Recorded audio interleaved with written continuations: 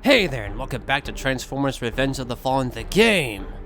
As you recall, in the last episode, we surveyed our second G1 Decepticon character in the DLC, the sinister second-in-command, G1 Starscream. And now, we are on to the third and final G1-based Decepticon character in the DLC, G1 Sunstorm. A character who is certainly an obscure choice compared to the plethora of other characters they could have gone with. But regardless, we shall shine a bright warm light on Sunstorm all the same, and see just how hot things get with this guy. And here we have G1 Sunstorm. So, Sunstorm here actually has no direct artwork reference, nor background information from the game team for me to refer to. However, the overall design and deco seems to be based primarily on the 2003 E-Hobby repaint. I have to admit, I find Sunstorm to be a very curious choice for the DLC, especially in place of one of the more popular Seekers such as Skywarp or Thundercracker. It would have been nice to at least have the remaining two of the classic trio as swap-outs over Sunstorm, or something like that, but no matter. So, despite being quite an obscure choice as a playable character, this is easily the best deco I've ever seen for Sunstorm, especially compared to the horribly bland yellow one from the original cartoon, which was quite dull. And despite being what is essentially a reskin of Starscream, Sunstorm isn't actually a complete duplicate of Starscream after all. He's received some substantial deco changes, and even a few minor mesh modifications that make him just a slight bit more distinct from the original Seeker. So let's turn on the heat and bake into those details. Starting up at the head, Sunstorm has received some interesting updates for his face detailing. The bottom section of the face has been substantially darkened compared to the original silver on Starscream, and the face has strangely been recolored from silver to red. I'm quite puzzled why they didn't just stick with the original Starscream face. The darker mouth section I can kind of get, as that is present on the toy art, but the red face is really out there and quite a curious choice. Continuing on to the chest, Sunstorm's chest is primarily orange, with a nice mix of white and red scattered around the middle. He's received some new circular meshes on the inside of his nacelles, a detail that was not present on Starscream. They aren't colored yellow like they are in the toy art, and the red crosses in the center aren't present either. I'm not sure if this is a detail exclusive to some specific Seekers, or if it was just forgotten on Starscream. But either way, it is interesting that he isn't just a straight-up reskin after all. Rotating round to the back, it is again primarily orange, with some white sections on the side that really look to have been darkened a bit too much, especially compared to how they were colored on Starscream. It is also interesting to note that his red-white stripes actually do follow the standard Seeker design this time around, instead of just being red on the edge like Starscream's stripes were. Switching over to the shoulders, they are primarily orange, with some slight dark spots on the center, and some small sections of white thrown in too. But they still maintain these signature details and decals as seen on G1 Starscream, as well as follow the source toy well enough. The arms are actually uniquely colored for a change, being colored half white and half orange, compared to being a full single color as most Seekers have. This isn't a detail that's particularly noticeable on the toy itself, but it seems like a fair enough extrapolation. The hips are primarily red, but have some orange covering the center armor. This seems to deviate from the toy art, as the entirety of the hips there are orange. This is taken a step further if we switch around to the back, where it is now primarily white, with some red and darker metal thrown in to really make this guy stand out. So this deco clearly deviates from the source art in a few ways, but overall seems pretty consistent. The thighs are actually fully orange, which again does deviate from the white seen in the toy art, but at the same time, the actual toy does seem to have orange in its place. It's hard to tell, as the actual toy doesn't have thighs at all, so we'll just call this a toss-up.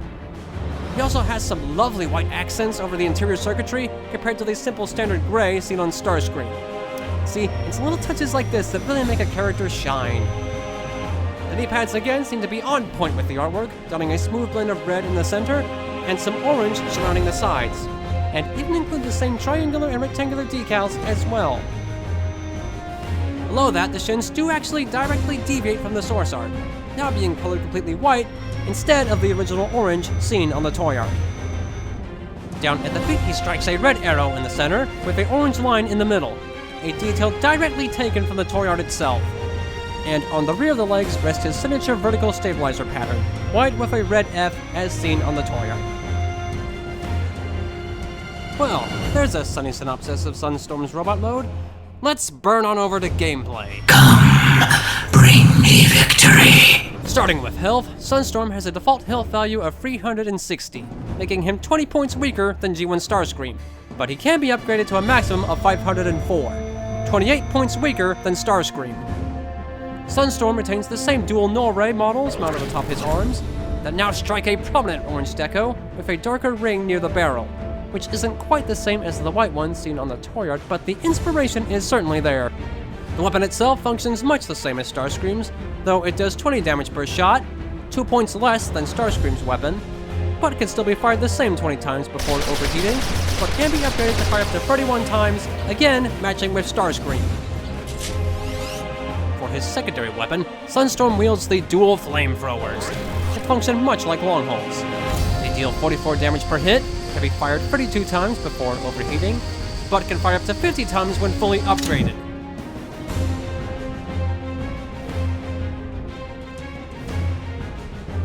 For his special ability, Sunstorm has the Overheat AoE, overheats the weapons of any enemies in the immediate vicinity, exactly like Breakaway's ability. All other gameplay attributes directly mirror that of Starscream. So that cools down robot mode, let's heat things up again and lift up into vehicle mode. G1 Sunstorm, transform! And here we have G1 Sunstorm's vehicle mode. Again, another gorgeous representation of the F-15 Eagle. As expected, the deco was primarily orange, and seems to again follow the 2003 E-Hobby repaint pretty much perfectly. I've already stated my glorious praise for this model plenty of times in the previous video, so we'll just get straight into the visual analysis and highlight any deco or design choices that stand out. Starting up at the front, the tip of the nose is now a bright gray, with a thick white stripe near the top. Not sure if that is intentional, or simply a case of that part being accidentally brightened over something that should not have been, but he does maintain the signature Decepticon insignia above the top of the nose, as well as the same caution decals as seen on Starscream. The cockpit now shines a slightly stronger orange hue, compared to the more faded tone Starscream had. The nacelles are fully orange, with some red sections in the crevices on the top, which appear to be loosely inspired by the original toy deco. But the main body of the jet is fairly simple, primarily orange, with a couple dark gray sections added on the top, which seems to be an entirely new addition compared to the source art. The wings, like robot mode, now feature the signature red and white seeker stripes, as opposed to the fully red edge stripes Starscream wore. Not entirely sure why Scream stripes differ the way they did, but at least Sunstorm got the proper ones. The vertical stabilizers are now bright white, but still maintain the classic F pattern colored in red as seen on the source figure. The engines have some darker gray sections up at the top, which look to be loosely based upon the dark sections seen on the source figure. Taking a look down under, there have been a few additional color patterns added compared to what was seen on Screamer. He has some new light gray sections underneath his nacelles, a small red splotch right behind that, a white and dark gray pattern near the back, along with some red siding right down the middle. The rear flaps below the horizontal stabilizers are now fully white, and there are some new white lines that run halfway down the back, but seem to have slightly overreached on the bottom, and thus appear a bit uneven compared to the rest of the pattern. And there you go!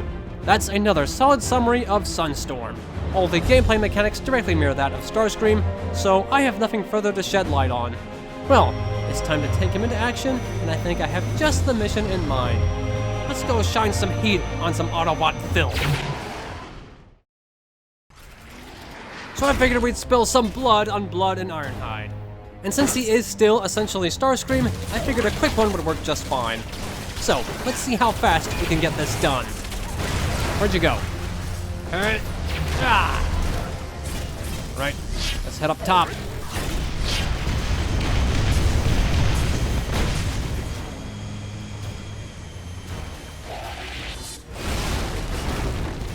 Scrap those bugs in.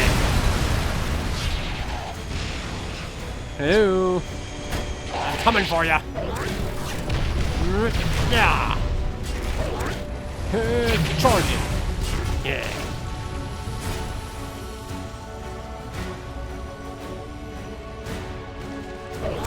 Burn, you sucker, burn! Boom. Did I get that? There we go. Okay, let's get that next one. At a pretty good rate so far, even without all the skill shots. Oh. Autobot.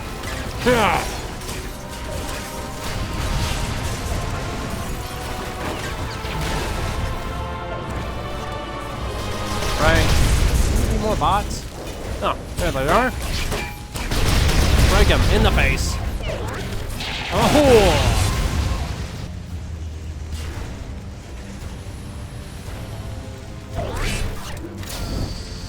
Alright, burn! Burn to the ground, burn to the ground, burn, burn!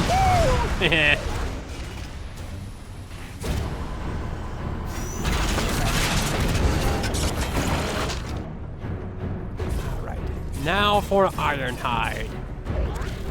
I'm gonna mess you up bad, bot! Come on, Ironhide.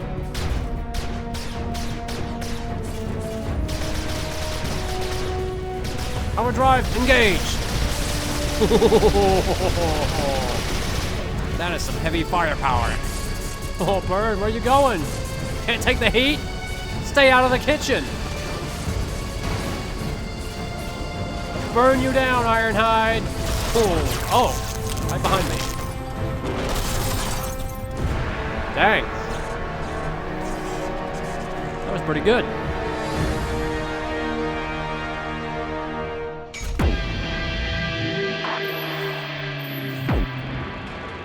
Okay, well, I think that went well enough. Not sure if that was faster than Grindor, but I imagine he could still pull this mission off pretty darn well. Alright, that's it. Sunstorm is covered. Let's wrap this series up. And there you have G1 Sunstorm. Yeah, like I said, this is easily my favorite deco on this guy. Didn't know it was heavily inspired by a toy until I actually did some research, but it's pretty darn accurate to that toy. And it is also interesting that it has some slight stat changes compared to Starscream. But with that, the Revenge of the Fallen DLC Dissection series is complete. But yeah, with that, there's only a few more videos I want to do with the dev build before I'm pretty much done with it, I guess. I will be uploading a new type of content very soon that I'm curious to see how it will perform.